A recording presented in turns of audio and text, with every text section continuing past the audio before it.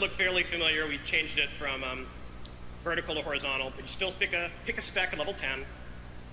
And then these are all the abilities you would get. In this case, you're picking the Holy Paladin. Holy Shock's still at level 10, and then a slew of other things you get at higher level. A lot of these will be familiar. A couple of these you're probably saying, ooh, that looks interesting and new. Holy Wrath, Holy only. And then here's the Paladin talent tree. Every level, every time you get to make a talent choice, you get to pick one of these.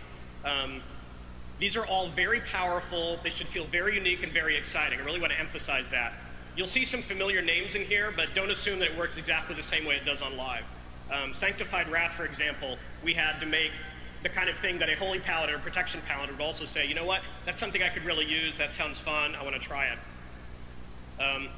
We think this system, as Tom said at the beginning, is going to give players a lot of like cool stuff to geek out over, rather than just saying, hey, what's the cookie cutter spec I need, you know, before I can go raiding or PvP. You really want to look at this and analyze and say, you know, I think Veneration sounds fun, but then I'm going to get Sanctified Wrath instead of Divine Purpose, that sort of thing.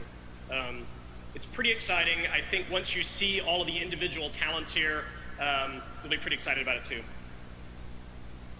So here's an example of the Paladin choosing at level 15, choosing Speed of Light, and then the other choices. You can't ever pick two things in one row.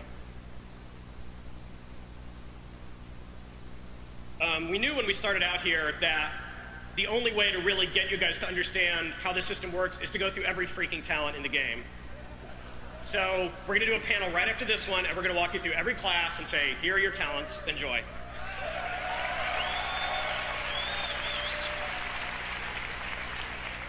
All right, I'm going to turn things back over to Tom again. All right, so we've got more new features to talk about. As you guys may have seen, there was a little bullet point that went by in the preview trailer about scenarios, these PvE scenarios. And you might be asking yourself, what the hell is a PvE scenario? What do they mean? So what a PvE scenario is it's a way for us to give you interesting new things to do that don't really make a whole lot of sense in the context of a typical dungeon, right? A dungeon is all about you go out there and you fight trash, you kill a boss, you fight trash, you kill a boss. And they're usually taking place in these kind of unique areas that we create for the purposes of a dungeon. Scenarios are more about reusing parts of the world that we've either already created in interesting new ways. I'll go over one example, which is the Battle for Goldshire. And it also gives us the ability to do some interesting new types of PvE gameplay that we've never seen before. One way to characterize that potentially would be able to kind of label them as PvE battlegrounds. So what are they? These are short instances for a few players. The number of players can vary based on what the scenario is. The scenario can be for 3 players, for example. And these are all designed for players that are playing their character in a similar way as they would when they're questing. So you don't have the typical like tank, heal, DPS type setups for these types of scenarios that you would for a dungeon. It's a staged experience, or at least in many cases it is, where you'll have different phases of the scenario that you go through and you're trying to accomplish some greater goal. And here's one example, right? So these are purely theoretical examples. This isn't an actual scenario that we're in the process of creating. But if you can imagine for a moment a scenario called the Defense of Goldshire, and let's pretend for a little bit that you and a couple buddies are in there, and your job is at first to clear out a bunch of kobolds. You got to find and return some children of the town, and then kill Goldtooth. And this would be the type of scenario that we would do as an introductory scenario. Maybe we first introduce this scenario at level 10 for players that are leveling up for the first time. But we would even design it in such a way where you could do like a level 90 version of it, so that even if you never got a chance to do it, or you just kind of wanted to go back and do it again, you'd be able to do that. And of course, with our philosophy of being able to do whatever it is you want to do to progress your character, you'd still be able to get Valor points out of doing it at level 90. So, here we are imagining, these are all fake screenshots, by the way, so. Whoa, big gold tooth. Another example that I kind of called out is the idea of being able to do PvE battlegrounds. This is the kind of thing that we've never really done before, we've never really been able to do before, and we'd like to take a stab at doing some stuff like this. So if you imagine this, imagine that this is the Battle of Grizzly Gulch, the Battle of GG.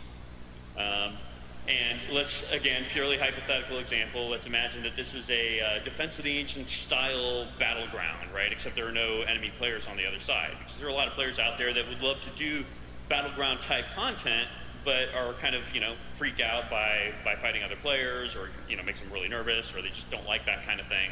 So this gives us the ability to do a lot of those similar kinds of mechanics in a PvE setting. And that also allows us to do some slightly different things that we wouldn't normally be able to do. So imagine that you and a couple buddies are in charge of going down the lanes of this PvE battleground called the Battle of Grizzly Gulch. You've got to slay enough soldiers to get your characters powered up, and then dominate the enemy defenses to destroy their 6 towers and their barracks, and then out comes the boss, and you'll have to apply the beat down to General Drake.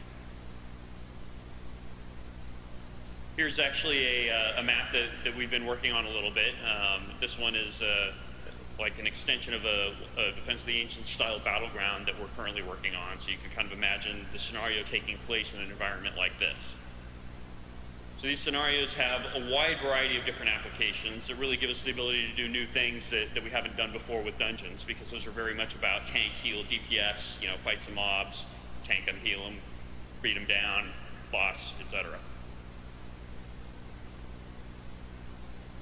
Another important point here is that there isn't player collision, that these are designed to be PvE.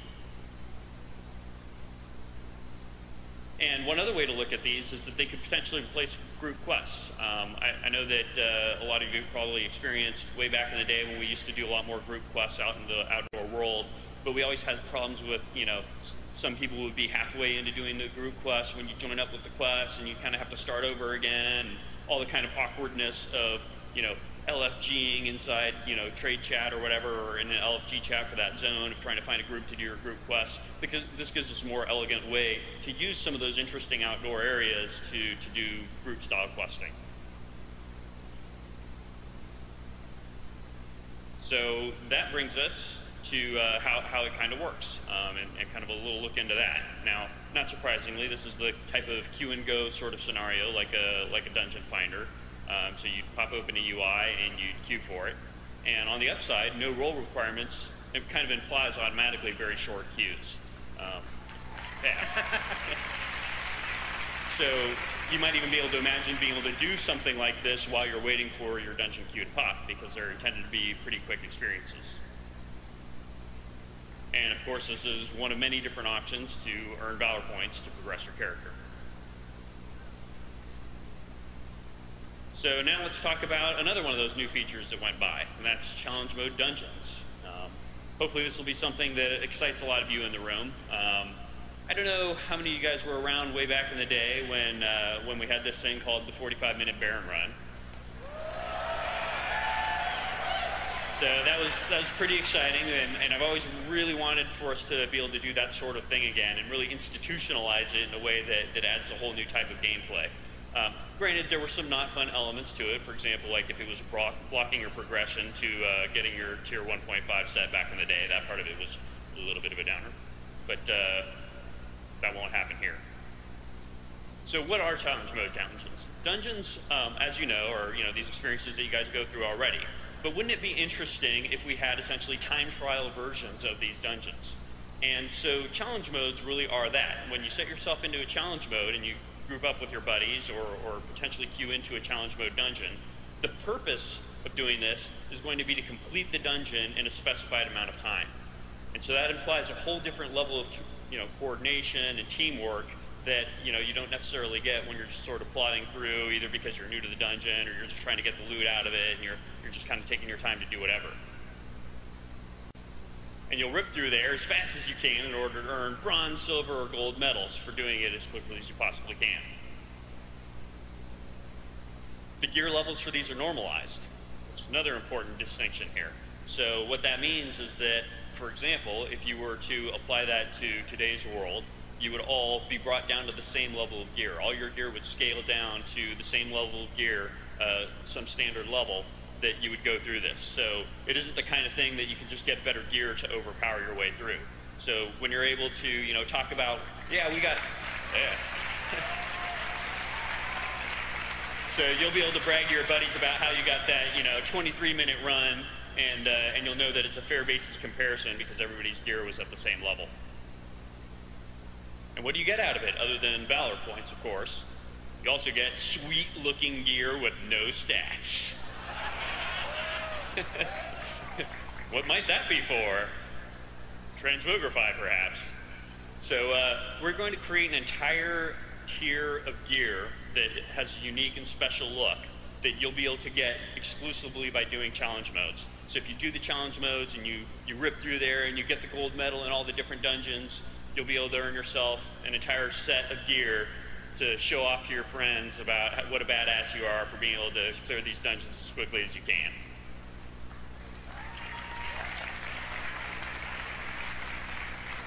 So that summarizes the way challenge mode dungeons work. Really a big part of this for us is giving you the ability to have bragging rights and leaderboards. So that's going to be a big part of this feature. It's going to feel like competitive PvE in a sense. So we want to be able to do things like, when you open your character sheet, you'll be able to see your best times for any given dungeon.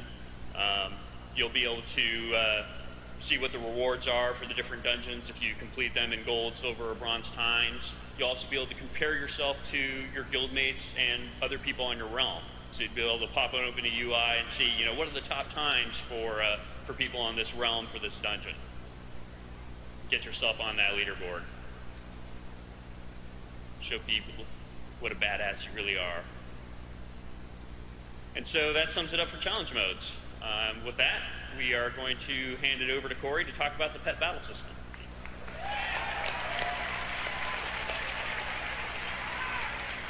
All right, I'm super hyped to talk to you guys about this feature because I think pets are something that pretty much everyone that plays World of Warcraft probably has a pet in some way, shape, or form. I don't think not necessarily everyone is a collector and has all the achievements, but it's definitely something that I think everyone knows what it is, and it's a feature we definitely felt like we could expand upon and offer some new gameplay. Whoa. There we go. So what exactly are we doing here? Essentially, you're going to be able to collect, you're going to level, and you're going to fight with your pets.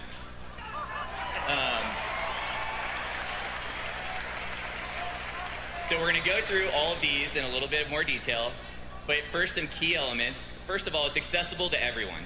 We didn't want it to be a feature that was locked to the max level that only a few people would get access to. We wanted it something to be that everyone could do. So you'll be able to start this at a really low level and start collecting pets, leveling them up, and building your team. Another thing is it's going to work with almost every pet in the game right now, as well as a ton of new pets that we're going to be adding for the system for you to collect.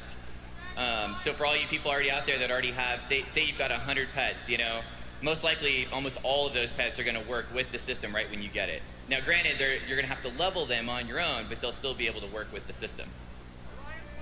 It's also going to be a lot of customization, things like being able to name your pets, things like being able to have different ones, giving them individual abilities. We'll get into that more in a little bit. So as far as collection goes, how does that work? Like I said, it's going to work with your existing pets. So a lot of people are going to start the system and already have a pet to start with and get it going. There's another type of pet you're going to be able to get that we're introducing new for Mists of Pandaria, and this is going to be called a wild pet. And the way wild pets work is you're going to find them out in the world. Essentially, when you find them, you're going to be able to engage in battle with them and fight with them using a pet that you already have. And then you're going to be able to get that pet and add him to your collection. Now, what's cool about these wild pets is that they have random varying stats. So you're not necessarily going to just go out and be able to get all the wild pets you want, within that first week, because they're going to have varying stats. So you might want a pet that's really good at, say, tanking, or a pet that maybe has like a CC ability. So you're going to keep wanting to collect these pets until